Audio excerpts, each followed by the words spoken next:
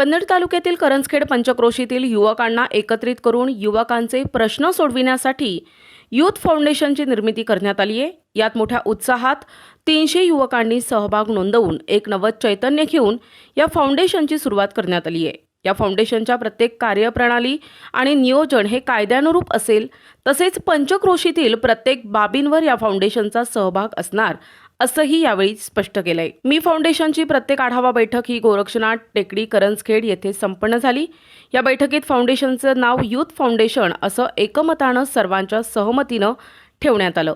या कार्यक्रमासाठी उंबरखेड, रामपूर, वडी, पुरणवाडी, खोलापूर, सावरगाव, चिमणापूर, वाडी, चिमणापूर, नागपूर, करंजखेड, शिबघाट, रेऊळगाव, नेवपूर, घाटशेंद्रा, टाकळी, पिशोर, कन्नड शहर येथील युवकांनी मोठा सहभाग घेतला। आज आपण करंजखेड येथे यूथ फाउंडेशनची ओपनिंग केलेली आहे।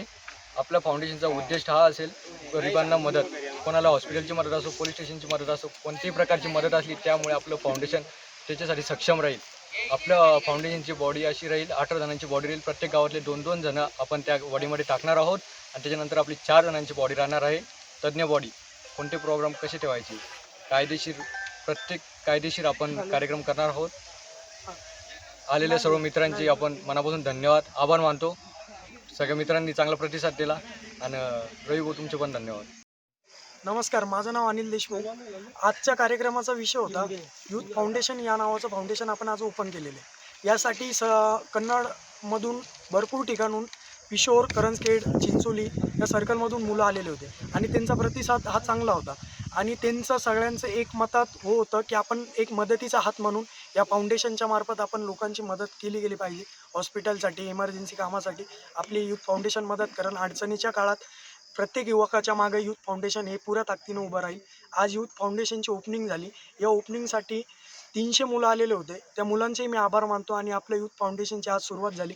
या फाउंडेशनसाठी भरपूर मुलं येण्यासाठी इच्छुक आहे, आपण त्यांचेही लवकरच त्यासाठी आपण त्याच्यानंतर आपली टीम ते प्रयोग करतील आणि त्यांची भेटीगाठी घेतील। त्यानंतर यूथ फाउंडेशनच्या कामासाठी जे कॉन्टॅक्ट असतील ते तुम्हाला लवकरच यूथ फाउंडेशनच्या पेजवर दिल्या जातील। त्याबद्दल यूथ फाउंडेशनच्या आजच्या आलेले सदस्यांचे मी मनापासून आभार मानतो आणि त्यानंतर तुमच्या चॅनलचेही मी आभार मानतो। माझे शब्द NTV न्यूज मराठी, छत्रपती संभाजीनगर।